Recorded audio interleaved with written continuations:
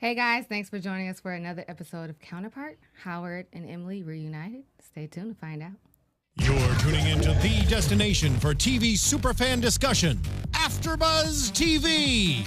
And now, let the buzz begin. You have such a radio voice. I do? You do. A very, very radio evening voice. Oh, I like that. I'll take that. That's a Thank thing. you. That's a thing. Your voice, on the other hand?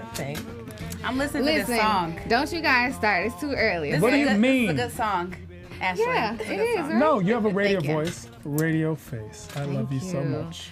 All right, Portia. guys. Episode 4 of Counterpart on Stars, Both Sides Now. I'm your host, Ashley Allen, and you can find me on all social media at Ashley Reed Allen. Panelists? Hey, AfterBuzzers, I am Tequila. Please come chat with me at Tequila_I am.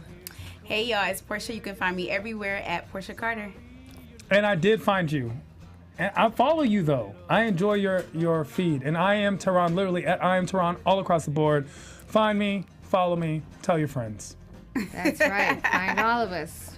And our other parts. That's No, I right. mean, our other. Okay. Oh, no. Yeah. Counterpart. Okay. Counterpart. I never said that. I never said that part. Counterpart. Are you Make not it watching clear. the news lately? I did Like the not show. consent to that. Like the show. Counterparts. I right? need a wall right here. Like For a what? whole, the tunnel, the security, everything, just right here in this area, so that we can know this is separation. Okay, between our calm two. down, wanna President send- Trump. you wanna Calm send him down. back to the other side. Yes. That's what you're trying There's to a do. separation between our two. I kind of like Prime's side though. I do. I kind of like his side. too. All right, so we started this episode very confusing. There was a Yes. whole note swap situation going on. Did you guys eventually pick up what was happening? Not till after the No. fact. I still didn't know what was going on. So pretty much what happened was Howard, well actually it was Prime, came out of the apartment. He bumped into this guy who needed help on the street. Then this whole note exchange swap thing happened and traveled from one world to the other. Right. And the note pretty much was a note from Prime to his friend Raj telling him to take remove care of. all of the personal items from his apartment. Everything. Because as in the past, you know, when Prime and Howard have conversations about Prime's life, Prime never gives up any information. So now that Howard is going to the other side, he wants his friend to take any personal information about his life away so that Howard has no insight. All His the friend personal is- artifacts. His friend is That's what stupid. happened. Even his dog. His friend is, Yes, Even the his friend is dog. stupid. Come on now. yeah, everything was wiped clean. Yeah. And I think the intent was to keep Howard locked In up the dark. in his apartment But he for did the a whole horrible week. job. He He did. did a very horrible job, and he listens to everything that Howard tells him to do. Like, you were on an assignment. Well, he now barely he's even just- speaks, the friend. Oh, he Barely. probably don't understand English. Wow, he that's does. not nice. So, okay, that's not nice. Raj, I felt like Raj spoke English very well. The concept is Howard Prime is a consummate spy. He is a spy all the way. He keeps his secrets to himself. Yeah. He doesn't want his counterpart to know any of his personal facts, even to the point where he told him that Emily's dead. Doesn't divulge any of his own secrets. And that's how he becomes Howard Prime, that has the respective job that he has, is the fact that he's this ultimate spy all the time, down to the wire, no matter what goes down, Yeah. he's there. And it I keeps just his don't it keeps understand his his friend. control over Howard. It does. He'll always have that power and control over him because Howard doesn't know anything. He can never hold anything over Prime's head because Well, he he's doesn't about know to learn anything. it now. Well, Well, that's the thing. But definitely. even with the removal of the dog, because Howard Prime didn't even want Howard to know that he had some type of emotional connection to anything, Right. let alone anyone, not even a pet. Like, he just doesn't want. He wants him to see Howard Prime as this, basically like a robot. android or something. Exactly, where it's just this. I didn't think said that was Android. wise, though. I feel like he should have received something about Prime's life going over, because we see that his daughter Anna comes in and just messes up the whole scheme of Prime or Silk being locked in his house for a whole week. And Raj does absolutely nothing. He didn't, and I wanted him to step in or say he couldn't answer the door or be quiet, something of that nature. Or Raj answer the door and be like, it's just me checking on the home. Whatever lie he came up with, that didn't even happen. So I feel like the letter was supposed to clear his apartment, keep him locked in the house, but that didn't happen. Now we're out in the open and he's trying to figure out his way. And I feel like eventually he's gonna be known. He's gonna get caught. Emily read him like that. It was very quick. So, but you know what? A part of me almost feels like Prime doesn't care if certain people find out that that's not really Prime, because I think he's underestimating Howard, that he's gonna venture out. Like, he knows immediately he's gonna stick to the people that he knows. That's what I feel. I actually disagree with that. I think that Howard Prime is like, I have so much control over this Howard. I can exert minimal force and he will stay in line because he is such a wimp in that manner. And even with Raj, I mean, there's only so much information they can exchange in a short amount of time. So Raj doesn't know exactly what's going on, but knows that something's going on and may not even be aware of exactly how far this is supposed to go along. What we see is that when it comes to underestimating that Howard, it's underestimating the fact that he is going to step into the role of Howard Prime way better than Howard Prime himself. And that's something I agree with that, but I have a different point. Like, I feel like Howard Prime knows exactly what he's doing to Howard Silk. He knows that locking him in the house is not going to do anything. He already knew that. So taking everything out because he wanted him to go out and find out about his life and to become Prime, because he has every expectation of him to do that. Just like when they were sitting down playing the card game, he like, play the card like you know how. Like, why are you doing that? And Howard just kept on throwing him some flimsy cards. He's just like, whatever. But at the end of the day, he knows what's inside of Howard Silk. So he knows that being on the other side is going to bring that out of him. So I feel like he has great big expectations. And that's why he let him go without telling him anything, because he's like, no, you're going to learn this today. He wants him to figure it out. Like a father. Like a father who's like, has a kid and then wants the kid to toughen up. Like, you're going to get into this fight so that you be tough the way I'm tough. Yeah, like, I think he expects him to, like, take over. So do you guys think that Prime even has any intention on returning to his side? Yes. Why? What do you mean? Do you think that Prime is gonna and because it almost are seems you to asking me, us if he set him up to be there and not come back home? Yeah. Of course not. I just don't. I think it'll be longer than a week, though. I think it's going to definitely. It's be definitely going to be longer than a week, but I don't think he did. I think he's intentional about what he's doing. He's planning to, try to find out what he can find and try to smooth some things over and then do the switch. Okay. I don't think he's planning for it to go as long as it may go, but he did plan for it to be the way it is. And I asked that because, as we saw later in the episode, Claire talks about how she met her other and how her life was perfect and she was happy and she almost seemed envious of her counterpart.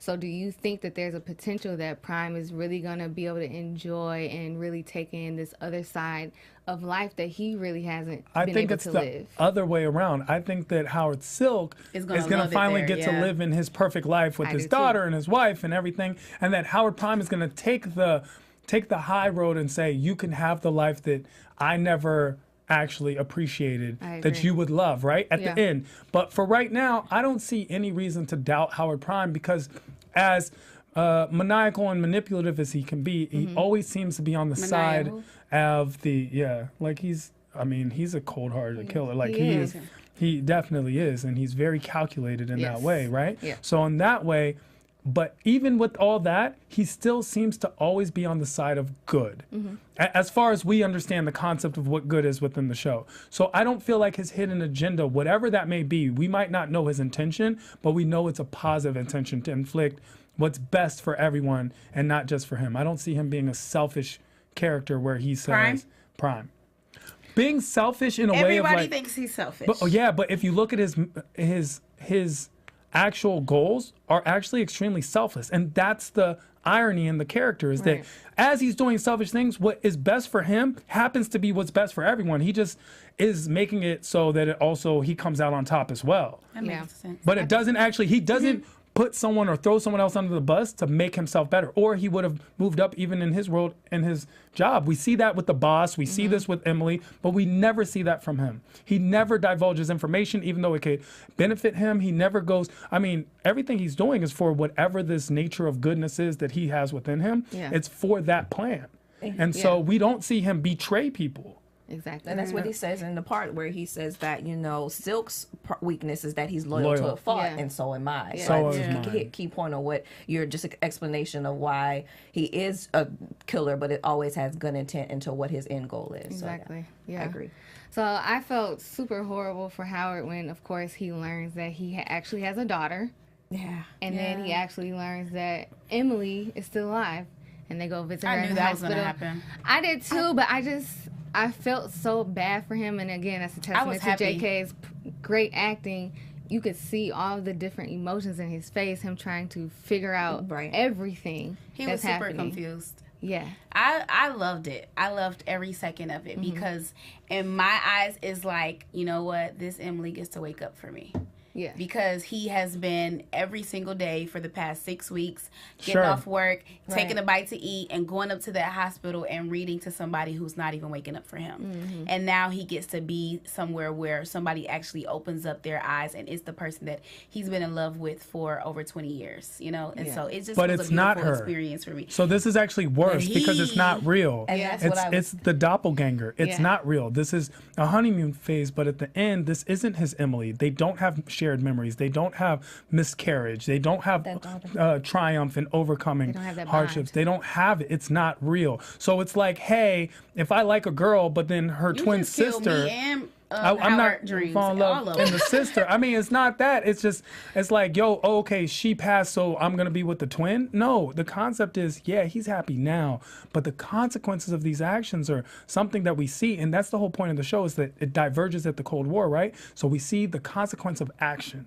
And that's what a major theme in the show is, what a consequence of action. You could be Howard Prime, but because your world did this and you made these decisions, you did not end up that. So he doesn't have these feelings. They're just arbitrary for Emily Prime because she looks and feels like, but it's not, But it's not her. It walks like a duck and it talks like a duck and quacks like a duck, but it's not a duck. But at the end of the day, we don't even know who the real Emily is. Like, Sure. like just like how they said it when they were talking at the end, he was like, dang, he has no clue who she is, you know? So either way it goes, it's all fake. Yeah, but he doesn't know that. He doesn't know that his Emily is not the Emily that he thought she was. He doesn't know that. So in his mind, his paradox is this, that now that the doppelganger is there and awake and everything kind of like he wants, like a chance to renew and fix it, but it's not real. It's not his world. And that is the ultimate last stick that'll just like be pulled out and everything collapses. It's the house of cards. That's why I was kind of sad that she woke up so quickly, because I felt like once he walked into the room, the hospital room, he was back into his old life. So nothing for him kind of changed at that point, not as drastically as as the events have turned. But once she did wake up, you seen him like trying to reach for her hand. If he had a book, I'm sure he would have pulled it out. But then it's like you just said, he's going to start living in this fantasy world, and that's going to cloud his judgment. That's going to cloud his reason for being there, and not be alert to different things that could be going on, and want to, like we seen at the end, kind of get his balls, somebody said last week or two, so to speak, to be more stern, to stand up for what he wants to do, like he did with Raj towards the end. So I was kind of disappointed that she woke up so quickly for him, for his sake at least.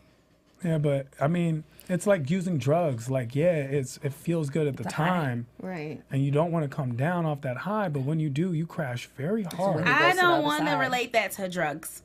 I don't want to relate it to drugs. I want to relate it to What it it was a is. beautiful moment and experience that, you know, one of the moments that you take in and you love and you cherish forever.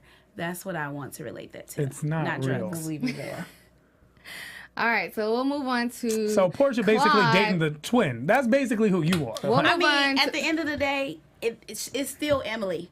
Okay. I mean, you know. Let's move on. So we'll move on to Claude and Claire, which we see them talking to each other. Oh, yes. And they're talking about this plan, and pretty much the plan is to take out Baldwin. Right. Because she's failed. She got arrested. They're not sure if she gave the police any type of information. What do you think about him? He's a pretty weird guy.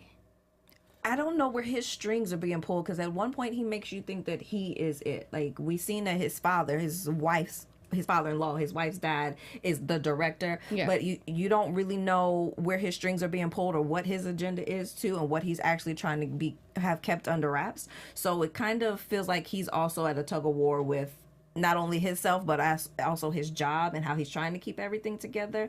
I think Aldrich is about to be a snake in the grass, and we're about to find that out, which is going to upend his whole job as well. But I found it very odd. I was surprised actually too that him and Claire are working together, I guess from both sides, so they do know a little more than what was going on. Or Quayle definitely does know a little more about Baldwin than what was going on.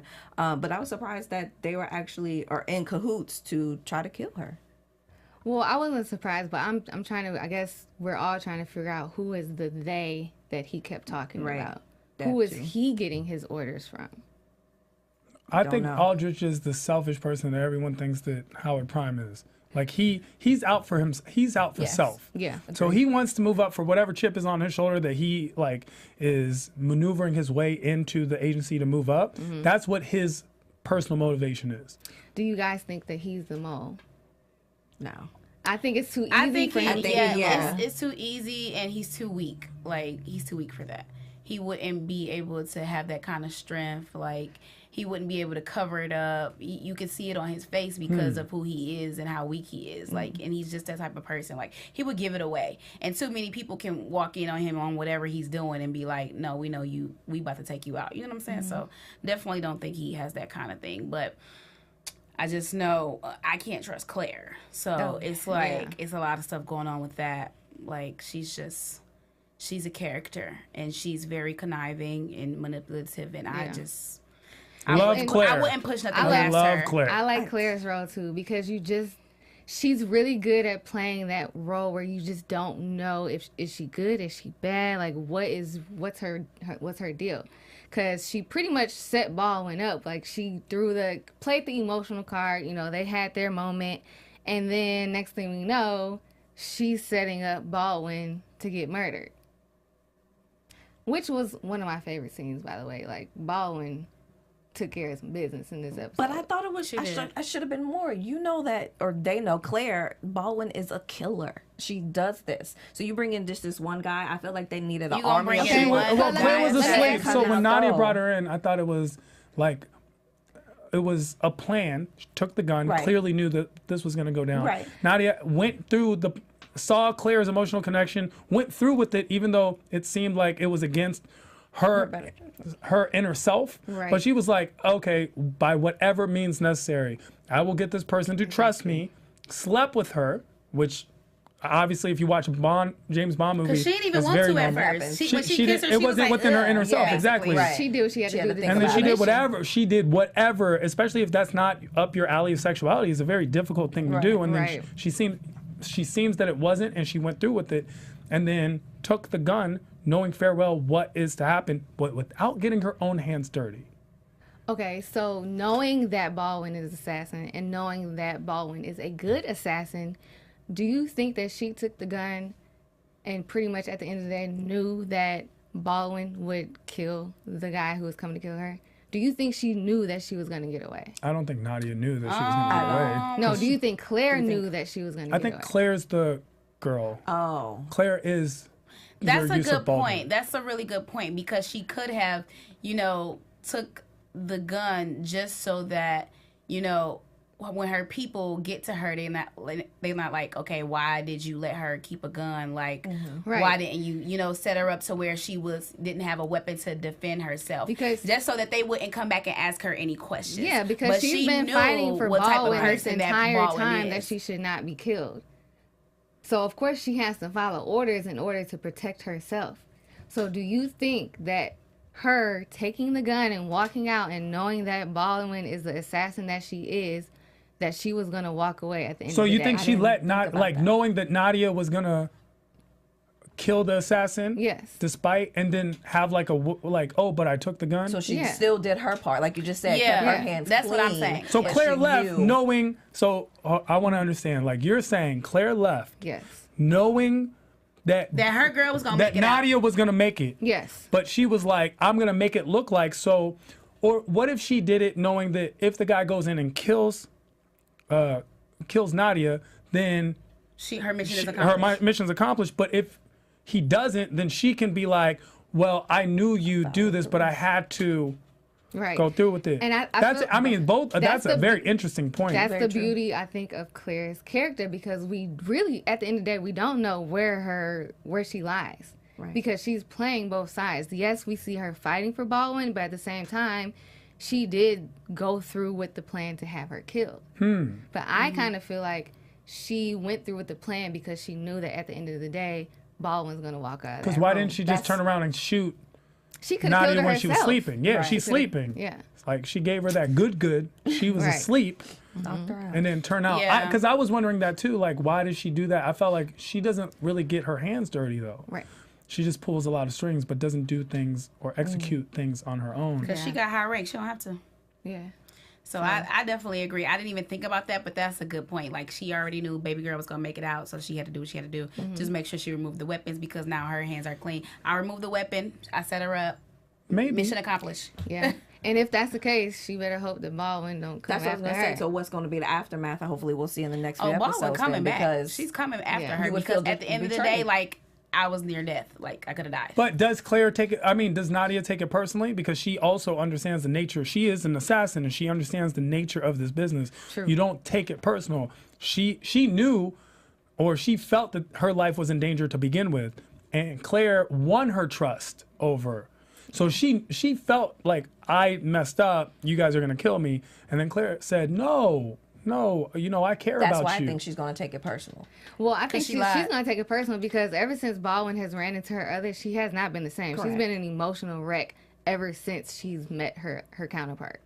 So I don't know how she's going to. I think she's going to take it personal. And the person to save her both times was Claudia. And so for her to be there and tell her that, okay, you can't always be alone. And I'm here to help you. And told her a little bit about her story and her meeting her other. I think that, again, Claudia's point probably, but Claire's point probably, but brought Claire them and Nadia together, or Claudia. That's and we got to see them together Thank you. I tonight. didn't Like, look we at got the to see some wrong. Claudia action. We sure did. You know. But yeah, I think that's part of her ploy too, because she brought Nadia and Baldwin, whatever, into her realm, her circle, and made her guards come down. So I feel like she's going to be betrayed, and we're going to see the aftermath. I think she's going to take it personal, definitely. So just a little random question. In the midst of Claire's and Baldwin's conversation, Claire said that loneliness is a choice. Do you guys think that loneliness is a choice? For sure. I do. And do you think is Baldwin choosing to be alone? For sure. Why? Because of her trauma and past hurts and the things she had to go through. I mean, she was alone when she was with her dad before, they killed, before they watched him die, with the two of them. Like, she already know that deal. And then she's an assassin. Assassins, they don't be on that with people. Like, Absolutely. Speaking from experience. They don't have a lot of companionship. They don't have, a lot of family. Like, because their jobs is to put their lives at risk. So, I mean, they choose to be alone so that they don't have these type of issues getting close to people who could potentially set you up to kill you. I'm in the middle about that because, like you said, I don't know the separation between where she was a child, she was with her father, she loved the piano, and that probably kept her. I mean, but Nadia told us. But she said that she hopped around to foster homes and stuff like that. It was hard for her, and then she just so happened to go back to the house one day, and then you see that's where Baldwin was living at for a long time in that old house by herself because she didn't have nowhere else to go. That's a really good point. I forgot about that. Yeah. See? Shut up. So let's touch on Prime's life on the favorite. other side and Howard and Emily's interaction. She gets home. Howard invites Anna over for dinner, and they have this what seems to be Anna what's tweaked going to be out. a really nice family moment. Of course, it doesn't last because Anna has basically had to be the parent to both of her parents. Right. Where do you think this relationship is going to go while Howard is on the other side? What do you think is going to happen with him and Emily? I think it's going to be beautiful.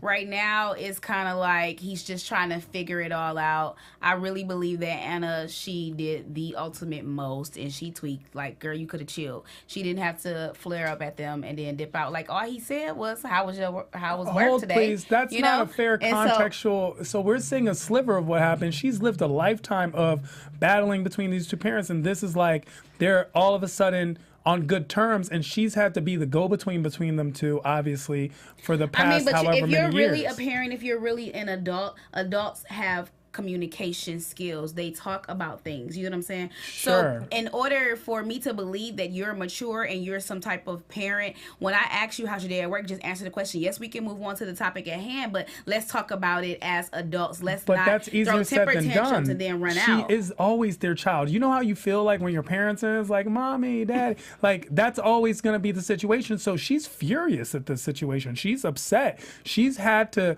be the go-between and listen to crap being talked about each parent and just be there and quiet. Now all of a sudden they seem to be going strong, and this is after her mother seemingly has another overdose, even though we know it's a hit, because she doesn't know that her parents are these spies. She just knows that they're her parents, and so it looks like mom overdosed again. Everyone's acting like it's normal. Mom's like ruining my life. Like, that's how kids think. Like, I hate you, mom. Like, especially white kids. And so we get to a point where it's like she's furious and fed up with them. Like, I understood that was actually a normal reaction. I was surprised that Anna didn't question, why are you not my dad and why are you acting like this? Because Emily figured it out really quick. Like, what are you, not knowing that there's a other side, obviously, going, but are you on drugs? Did they give you Xanax? You invited me to dinner? Yeah, and at mom's house? Like, she didn't even know he cooked, because all the dad did, the aggressive alpha Howard Prime, only cooks barbecue. Like a man, you know, eat.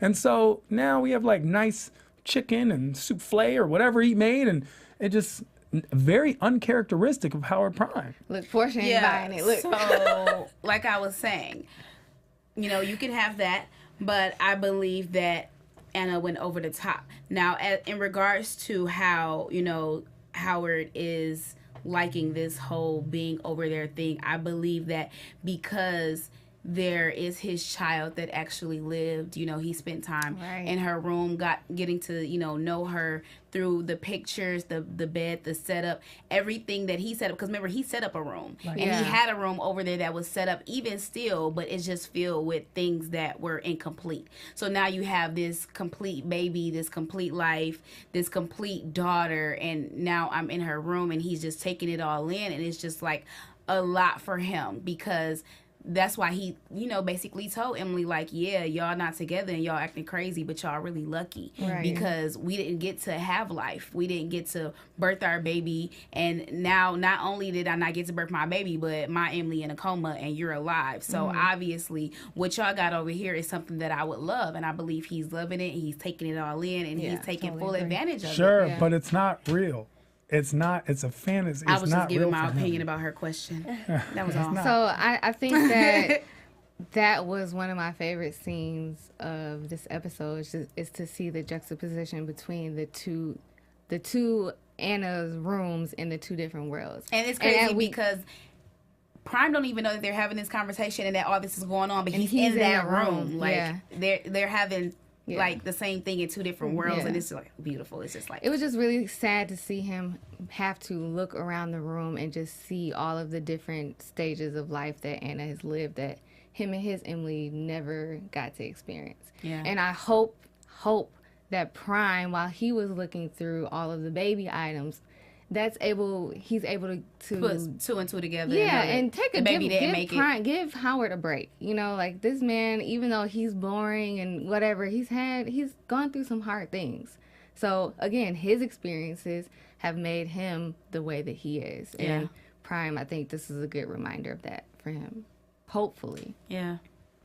But I love seeing Howard walk out. You know, he spent the night with Emily, and you know, they're flirting back and forth, but, you know, when he walked out of that house, you know, he had a little pep in his step. His posture was up, and you can slowly but surely see him take on the Prime characteristics. He asked for the keys. He said, I'm going for a walk. I'm going to get my tea. He said, I'm going to walk wherever I want to. Yes. So let me get them keys. Yes. So Howard is coming into his own, and I'm going to enjoy seeing him really, really take on those characters. What do you guys think? Are you excited? Do you think he's really gonna make that shift into Prime? Well, just like Emily said, like, even though y'all are each other's other, you're better than him. So I feel like, for me, I'm excited to see him become who he's going to become. I'm not excited to see him become Prime because I don't want him to be Prime, because Prime is somebody totally different. At the end of the day, he's better than Prime. And I agree with Emily, in that realm of, how she portrayed that to him. So with him taking on his life and becoming the guy that he is supposed to be, I love it, because not only are you Howard with a good heart, but now you're taking on characteristics to show that you are somebody that is worthy of respect and power, just like Prime. Very well put. I like that angle. I am cautious for him because I don't want him. I'm with Tehran where you say it's not real. So whenever this cross has to happen again, he's going to go back to his life and what is real, and I feel like that's going to break him down or whatever it will do to him. So I'm cautious of him. I do want him to become more bold. I do want him to become more aware and known of himself and not let everyone run his life or tell him what to do. But I'm still cautious as to how far him being on the other side and having his Anna and his Emily there in his life will take him. Okay. Well, let's get into predictions, because I'm not sure if he wants to go back. AfterBuzz TV prediction. All right. Who wants to start? I'll delegate. Yeah. Tehran, you start. What's your predictions? Well, first of all, I think that Howard Silk isn't going to want to go back, and Howard Prime is going to know he has to. And also, I don't think we're realizing the effects that they're switching back will have on Anna and Emily and that world, because if he makes Anna feel like, but I love you, Anna, and Emily, but I love you, and then all of a sudden Howard Prime's back and he doesn't give a shit. Like, he's still Howard Prime, and so all of a sudden everything goes right back. That's a crash course that building up to tear down. Exactly, like both worlds are being collapsed at the same time. And also when he goes back and he's gonna find out that his Emily wasn't who he thought, that's like there's every single house is going to collapse at that point. And then what's left? So a bold Howard who lost everything. That's a dangerous. And so now we see like almost like a loop, a catch-22. It's like, then that's how Howard Prime is born. Except Howard Prime now on our world. Exactly. Portia, what you think? Well, I agree with thinking that Howard Silk is going to want to stay over there. And I believe he's going to, grow, like how I said before. And because he's going to want to stay over there, I believe it's going to cause conflict between him and Prime.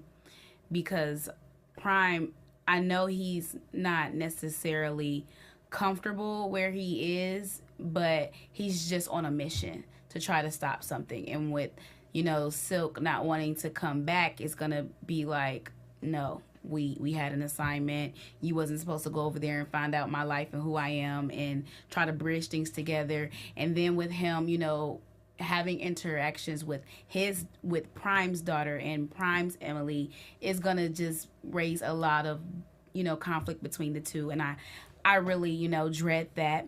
I believe that, Baldwin is gonna come after Claire, something serious. And it's going to be on some emotional stuff. And they're probably going to get to a point where Claire actually, tries to work it out and probably try to smooth it over in the middle of her about to get killed, letting her know. And they make out one more time. And just letting her know, I knew that she was going to come out of that, or however that works out. But at the end of the day, Baldwin is going to get to Claire. And it's not going to be pretty. I believe that... what's his face? Aldrich. Aldrich. Yes. He is going to get in trouble for something because he's just doing stupid stuff. And I feel like he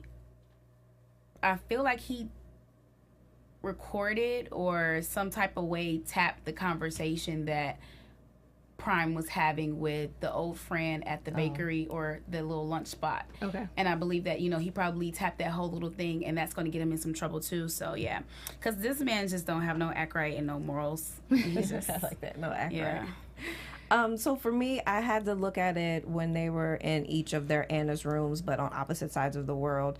I was so stuck still wanting Silk to get some of Prime, but now I want some Prime in Silk. So that maybe when he does come back, he'll see that he does have a family, he did have a wife, be more appreciative to him, and not be self-centered like the daughter said he would be, or that he is when he's home. So I'm hoping some of that we'll just see the two of them kind of grow from one another. And then as far as Claire and Baldwin, I think I agree with you wholeheartedly that she's going to come after Claire, and it's going to be hard in full force. And I like this. I'm interested in seeing that battle too, because we think Claire is as badass as girl. But she an assassin too. I don't think she was about to blow that van up. Exactly, that's what I was gonna say. So we've seen that part of her, but I don't think her trying to come against Baldwin. I still think Baldwin will have the upper hand. So I think that will be one battle if it does actually happen. That'll be really good action for the show. Yeah.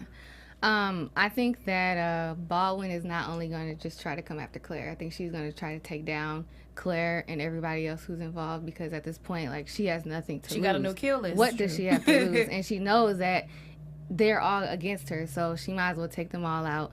I definitely think that Howard is, getting his backbone, and that hopefully when and if he returns, because I don't know if he'll ever return to the other side, that it's for the betterment of him. Reaching a little further down in season, I wonder if the two worlds will actually collide or merge at some point. Well, I don't know. homeboy at the little lunch spot let him know, like, people are about to come over from that side, and it's about to be a big, something big is about to happen with people coming over from that side with the Pope. Yeah. So it's like, we are in expectation of the two worlds colliding, and they know about each other, and something is, going to be wrong with that. Well, I think that formal separation is going to be gone at some point. Yeah. That's what I think. Quickly, one word, one name. Who do you guys think is the mole? Just one word. I honestly don't think we've seen that person yet. I think in maybe two more episodes, he or she will be revealed, but I don't think we've seen that person yet. Portia? Isn't Aldrich the one with the blonde hair, right? Or is his name Quail? He's the stiff one. Quail is his boss. Quail is the one that's following Prime around. Okay, Quail was who I was talking about earlier, so I had the names mixed up, but I think it's Aldrich. Okay. Emily. No, I don't know. Okay. How crazy would that be, though? It would be. That would be. I'm kind of leaning towards Quail, that he might be the mole. Might be. But we'll see. Yes, we'll see. All right, guys. Thank you for joining us for another episode of Counterpart. I almost said an episode of Stars. Counterpart on Stars. I'm your host, Ashley Allen, and you can find me on all social media at Ashley Reed Allen. Make sure you comment, like, subscribe on our videos. We watch, we read your comments. I'll see you next Sunday again. I am Taquela. You can follow me on all social media at Taquela_I am. And I'm Portia Carter. Y'all can find me on all social media at Portia Carter. And also tune in this Wednesday at 6 p.m. to my Black Lightning After Show right here. Hey. At I am Tehran all across the board at IAMTEHRAN. Please find me, share, and subscribe. All right, guys. We'll see you next week.